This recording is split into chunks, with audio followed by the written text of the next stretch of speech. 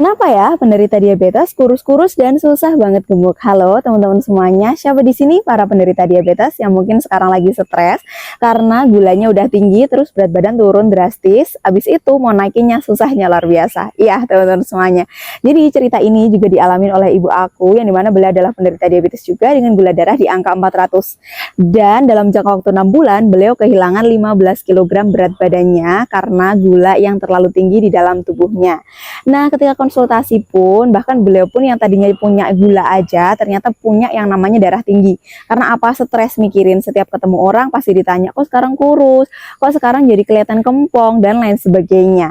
Nah, ketika konsultasi ke dokter, ternyata salah satu faktornya yaitu untuk penderita diabetes itu sendiri, penyerapan nutrisi itu menjadi kurang optimal karena adanya kerusakan pankreas. Nah, karena pankreasnya tidak berfungsi dengan sempurna ataupun optimal, sehingga insulin yang dihasilkan pun jadi kurang optimal. Karena insulinnya kurang optimal, sehingga pemrosesan makanan, gula yang masuk ke dalam tubuh itu menjadi kurang sempurna juga. Yang ini akhirnya menyebabkan penyerapan nutrisinya berkurang. Terus habis itu tubuh kita kekurangan energi. Nah, terus dapat energinya dari massa otot. Padahal massa otot ini yang membuat berat badan kita itu menjadi berisi, menjadi bagus, menjadi tidak kelihatan kurus dan lain sebagainya. Tapi ketika massa ototnya dikikis terus, ini tuh membuat berat badan kita itu jadi turun drastis.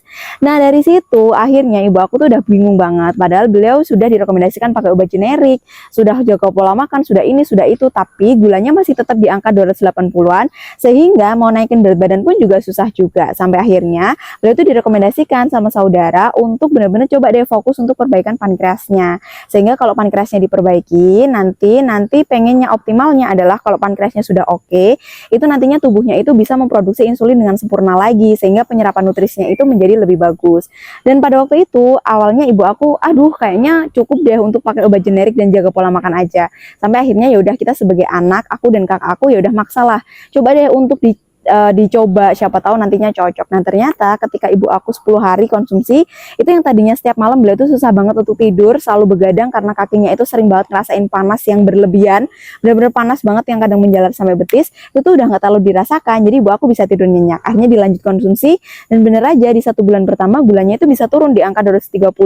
Bulan kedua gulanya turun lagi di angka 180, dan bulan ketiga turun lagi di angka sekitar 150-140-an. Nah, dari situ barulah akhirnya ibu aku diprogram untuk bener-bener yang namanya gimana caranya bisa naikin berat badan tanpa gulanya itu naik lagi. Dan alhamdulillahnya sekarang berat badan beliau sudah di angka 48 kilo dari yang tadinya itu angkanya itu mentok di angka 40-an.